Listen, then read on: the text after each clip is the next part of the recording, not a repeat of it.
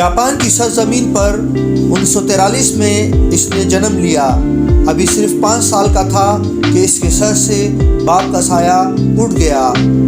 اب وہ بڑی دنیا میں بالکل اکیلا ہو چکا تھا۔ دن بھر ادھر سے ادھر پھرنا، بس یہی ایک کام تھا۔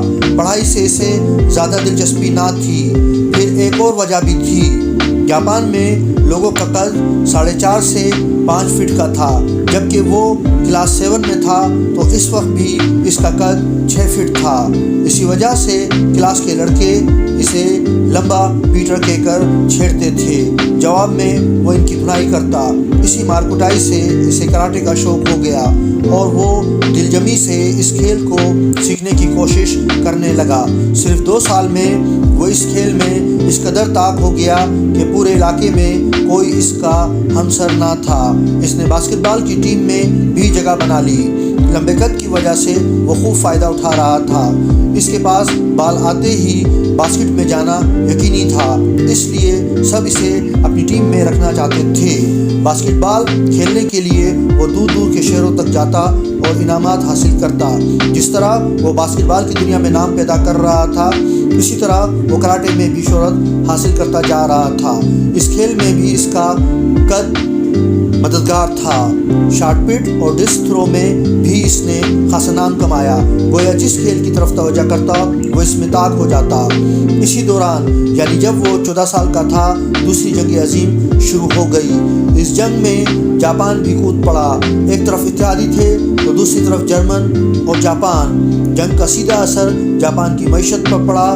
گرہ بازاری عام ہو گئی اور آمدن کا راستہ رک گیا۔ بہتر آمدن کے خیال سے اس کے دادا نے کسی اور ملک میں ہجرت کی ٹھان لی۔ پھر ایک رات یہ پورا خاندان برازیل کے لیے نکل پڑا۔ برازیل میں اس خاندان کو زیادہ پذیرائی نہیں ملی، بس روکی سوکی پر گزارا ہوتا رہا۔ وہاں کے ایام خاصے دشوار تھے۔ گھر بھر کو مل کر محنت کرنا پڑ رہی تھی کہ ایک اور دشوار مرحلہ آن پہنچا۔ اس گھر کا سربراہ یعنی اس کے دادا کا انتقال ہو گیا۔ اس وجہ سے پورا گھرانہ مشکلات میں گر گیا۔ آمدن نصف سے زائد گھٹ گئی۔ اس قلیل آمدنی میں گھر کا خرچ پورا ہونا دشوار تھا۔ نتیجہ یہ تھا کہ فاقوں نے اس کے گھر کا راستہ دیکھ لیا۔ وہ ایسی حالت میں جب شکم کی آگ جلا رہی ہو، محنت کرنا دشوار ترین امر ہو، مگر وہ ڈٹا رہا، پہلے کی طرح کھیلوں میں حصہ لیتا رہا۔ اس کی تیزی پھرتی یہاں بھی کام آ رہی تھی۔ وہ نام پیدا کرتا جا رہا تھا۔ اسی دوران اس نے ڈسک تھرو چیمپئن شپ جیت لی۔ یہ ایک بڑی کامیابی تھی۔ اس کے گھر والے بھی خوش ہو گئے، مگر انہیں اس اعزاز سے زیادہ اس رقم کی خوشی تھی جو اسے ملی تھی۔ اب وہ 17 سال کا ہو چکا تھا۔ انہی دنوں اس کے گھر والوں نے وطن واپسی کا ارادہ کر لیا اور وہ برازیل سے جاپان لوٹ آئے۔ گزرتے وقت کے ساتھ اس نے کھیلوں میں مہارت حاصل کر لی۔ اس کے لیے جاپان آتے ہی اس نے قومی سطح پر کھیلنا شروع کر دیا، مگر اب اس نے ڈسک تھرو، جولنگ تھرو اور دیگر کھیلوں سے ذہن موڑ لیا۔ اس نے ساری توجہ کراٹے کی جانب مبذول کر لی اور اس کھیل میں جدت لانے کی پوری کوشش کی۔ 1979 میں اس نے جاپان کے کھیلوں کی تاریخ میں ایک نئے باب کا اضافہ کر دیا۔ اس نے عالمی چیمپئن باب بیگ لن کو تاریخی شکست دے کر ریسلنگ کا عالمی اعزاز جاپان کے نام کر لیا۔ ورلڈ چیمپئن بننے کے بعد بھی وہ نت نئے تجربے کرتا رہا۔ عالمی ہیوی ویٹ چیمپئن محمد علی کلے کو باکسنگ کی دنیا کا بے تاج بادشاہ کہا جاتا تھا۔ اس نے اس اعزاز یافتہ شخص کو جاپان مدعو کیا اور اس کے ساتھ کشتی کے مقابلے کا انعقاد کیا۔ یہ مقابلہ بھی خوب تھا۔ ایک جانب باکسنگ کی دنیا کا بادشاہ، دوسری جانب وہ جسے باکسنگ کی ابجد سے بھی واقفیت نہ تھی، پھر بھی رنگ میں خم ٹھوک کر اترا تھا۔ اس نے اس مقابلے میں ایک نئی تکنیک اپنائی۔ پوری کشتی اس نے لیٹ کر لڑی۔ اس دہائی میں اس نے پاکستان کا بھی دورہ کیا۔ اس کا کہنا تھا کہ برصغیر کا فن کشتی اپنی نوعیت میں منفرد ہے اور یہاں کے پہلوانوں کو آزمانا چاہتا تھا۔ اس سلسلے میں اس نے پاکستانی پہلوانوں کو چیلنج دیا تھا۔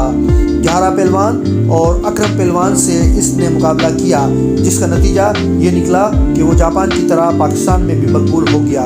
پاکستان آ کر یہاں کے لوگوں کے اخلاق سے متاثر ہو کر اس نے اسلام کا مطالعہ شروع کر دیا۔ انگریزی اور دیگر زبانوں میں مذہب اسلام پر لکھی گئی کئی 100 کتابوں کا اس نے مطالعہ کیا اور پھر 1980 کی دہائی میں اس نے مذہب حق قبول کر لیا۔ وہ عیسائی مذہب سے تعلق رکھتا تھا۔ اس نے بدھ مذہب سے تعلق رکھنے والی ایک مشہور ٹی وی آرٹسٹ سے شادی کی تھی اور اس کی ایک بچی تھی۔ ان تینوں نے ایک ساتھ مذہب اسلام قبول کیا تھا۔ وہ جاپان کے قومی ہیروز میں شامل ہے۔ اس پر اس کی قوم فخر کرتی ہے۔ اپنے ملک میں لیجنڈ کے طور پر جانا جاتا ہے، اس لیے اس کی اسلام سے دلچسپی نے گہرا اثر ڈالا اور جاپان میں اسلام سے دلچسپی بڑھ گئی۔ اس لیجنڈ پرسن کا پرانا نام اینتھیو انوکی ہے، جو اب انوکی محمد حسین کے نام سے پہچانا جاتا ہے اور جاپان میں اسلام کی تبلیغ میں بھرپور حصہ لیتا ہے۔